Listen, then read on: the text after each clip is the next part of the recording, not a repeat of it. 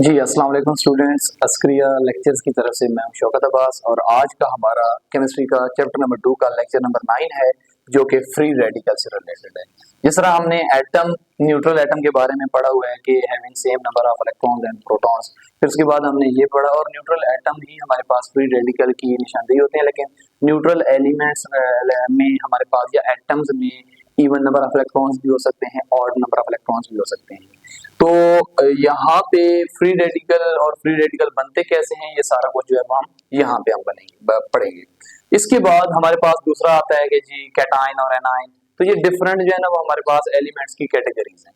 तो एक हमारे पास कैटेगरी है फ्री रेडिकल, और फ्री रेडिकल क्या होता है? एटम और group of atom having unpaired electron in its valence shell. बच्चे ये फेडरल बोर्ड की बुक में ये लिखा हुआ है कि अनपेयर्ड इलेक्ट्रॉन्स हो। जाहिर सी बात है जब पेयर फॉर्म में होंगे तो वो इवन होगा, और जब अनपेयर होगा, लाइक अगर हम बात कर लें 6 इलेक्ट्रॉन्स की तो दो दो इलेक्ट्रॉन का के पेयर बनाएंगे। अगर हम 5 की बात करेंगे तो 5 में क्या होगा कि 2 पेयर फॉर्म में होंगे और एक जो है वो अनपेयर्ड फॉर्म में होगा। सो एलिमेंट एटम हो सकता है या ग्रुप ऑफ एटम यानी मॉलिक्यूल भी हो सकता है, ठीक है ना। सो हम यहाँ पे कह सकते हैं एटम और group of atom having unpaired electron in its valence shell is called free radical। अब यहाँ पे है मैंने दूसरी जो डेफिनेशन पंजाब टेक्स्ट बुक से उठाई है वो क्या है? एटम और group of atom having odd number of electron. जाहिर सी बात अगर पेयर्ड फॉर्म में होंगे तो वो इवन होंगे, और अनपेयर्ड जो है ना वो हमारे पास ऑड नंबर ऑफ इलेक्ट्रॉन्स होते हैं। सो हम यहाँ पे डेफिनेशन में ये भी लिख सकते हैं कि एटम और group of atom having odd number of electrons in its valence shell is called free radical. अब यहाँ पे फ्री रेडिकल को रिप्रेजेंट कैसे किया जाता है? किसी भी एलिमेंट के सिंबल के ऊपर हमने डॉट पुट कर देना है, तो ये हमारे पास फ्री रेडिकल। जैसा हमने आयन के बारे में पढ़ा कि पॉजिटिव लिख देंगे या नेगेटिव लिख देंगे तो हमारे पास कैटाइन और एनाइन आ जाता है। यहाँ पे क्या होता है हमारे पास उस स्पीशी पे, चाहे वो एलिमेंट है चाहे वो मॉलिक्यूल है, ग्रुप ऑफ एटम है, उस स्पीशी के ऊपर आप डॉट डाल देंगे तो आपके पास क्या हो जाएगा? फ्री रेडिकल बन जाएगा। ये फ्री रेडिकल की निशानी है। जिस तरह यहाँ पे मैंने क्लोरीन की बात की है, Cl free radical, CH3 free radical. बच्चे ये आया कैसे है ये लेक्चर के एंड पे मैं आप लोगों को समझा देता हूँ। इसके बाद मैं कुछ यहाँ पे मैंने प्रॉपर्टीज लिखी हैं फ्री रेडिकल की, तो यहाँ पे आप लोग हेडिंग्स, प्रॉपर्टीज या स्पेशलिटीज जो है वो लिख सकते हैं। तो सबसे पहला क्या है कि दे आर हाईली रिएक्टिव। क्यों? They have unpaired electrons and to gain stability they need one electrons to complete its orbitals. So यहाँ पे ये हाईली रिएक्टिव होते हैं यानी हाईली अनस्टेबल होते हैं। ये रिएक्टिव खुद को स्टेबल करने के लिए जो किसी दूसरे स्पीशीज के साथ जो है वो बॉन्ड बनाने की कोशिश करते हैं। दूसरा ये क्या है कि electronic configuration of free radical is same as for neutral atom. बच्चे ये वाला पॉइंट जो है ना वो आपको आगे जाके समझ आने वाला है। फिर है शॉर्ट लिव्ड न्यूट्रल स्पीशीज। क्यों? They are highly reactive. Highly reactive का मतलब है यहाँ पे दे आर हाईली अनस्टेबल, और जो भी स्पीशी हाईली अनस्टेबल होगी वो खुद को जो है वो न्यूट्रल बनाने के लिए जो है वो क्या करती है, यानी थोड़े से टाइम के लिए वो अनस्टेबल होती है, फिर स्टेबिलिटी के लिए जो वो कोशिश करती है कि किसी ना किसी तरह जो है वो स्टेबल हो जाए। सो ये शॉर्ट लिव्ड न्यूट्रल स्पीशीज होती हैं। और फिर उसके बाद है हमने मैग्नेटिक जो है ना वो प्रॉपर्टीज पढ़ी है। एक एलिमेंट मैग्नेटिक हो सकता है, फिर यानी पैरामैग्नेटिक हो सकता है, डायमैग्नेटिक हो सकता है। सो ऐसी स्पीशीज जिसके ऊपर अनपेयर्ड इलेक्ट्रॉन हो, यानी वन अनपेयर्ड इलेक्ट्रॉन होगा वो हमारे पास पैरामैग्नेटिक होगी। सो हमारे पास जितने भी फ्री रेडिकल्स होते हैं वो पैरामैग्नेटिक होते हैं। अब हम वो जो मैंने दरमियान में कुछ कंफ्यूजन डाली थी उन सारे पॉइंट्स का यहाँ पे रिजल्ट देने लगा। यहाँ पे हमारे पास क्वेश्चन बन सकता है, कौन सा बच्चे question? How free radicals are generated, कि फ्री रेडिकल जो है ना वो बनते कैसे हैं। तो मैंने आप लोगों को यही बताया कि ये शॉर्ट लिव्ड न्यूट्रल स्पीशीज है। न्यूट्रल का मतलब उनके पॉजिटिव और नेगेटिव यानी इलेक्ट्रॉन और प्रोटॉन की तादाद बराबर है।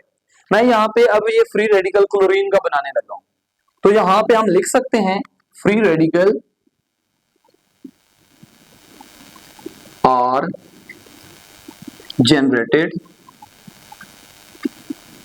बाय होमोलिटिक, ये वर्ड आपने माइंड में रखना है, होमोलिटिक क्लीवेज ऑफ बॉन्ड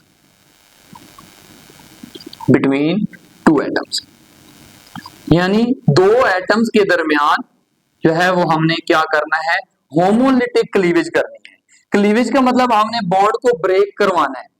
तो कैसे ब्रेक करवाना है? होमोलिटिकली, यानी हमने सेम बॉन्ड के इलेक्ट्रॉन्स को, यानी कोई भी बॉन्ड है उसमें दरमियान से बॉन्ड को काट आउट करना है। अगर हम एग्जांपल ले लें, क्लोरीन फ्री रेडिकल मैं बनाना चाह रहा हूं, तो Cl मॉलिक्यूल होगा Cl2। अब Cl2 का जब मैं स्ट्रक्चर यानी बॉन्डेड फॉर्म में लिखूंगा Cl बॉन्ड Cl। अब यहाँ पे बॉन्डेड फॉर्म का मतलब इसका एक इलेक्ट्रॉन और इस स्पीशीज यानी इस क्लोरीन का एक इलेक्ट्रॉन, दरमियान में क्या होता है बच्चे, यहाँ पे ये बॉन्ड बनाता है।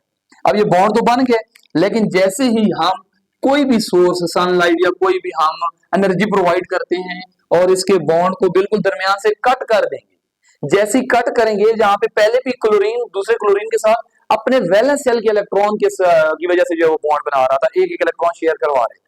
अब जब अपने अपने इलेक्ट्रॉन अपने पास, यानी दरमियान में बॉन्ड टूटेगा, तो इसका अपना इलेक्ट्रॉन इसके पास आ जाएगा और दूसरे का अपना इलेक्ट्रॉन अपने पास आ जाएगा। सो हम यहाँ पे फ्री रेडिकल के लिए वो जो इलेक्ट्रॉन अपने अपने पास आएगा वो उसके ऊपर जो है वो डॉट डाल देते होते हैं। सो हम यहाँ पे कह सकते हैं कि हमारे पास फ्री रेडिकल जो है वो क्रिएट किए जा सकते हैं किसी भी बॉन्डेड मॉलिक्यूल में।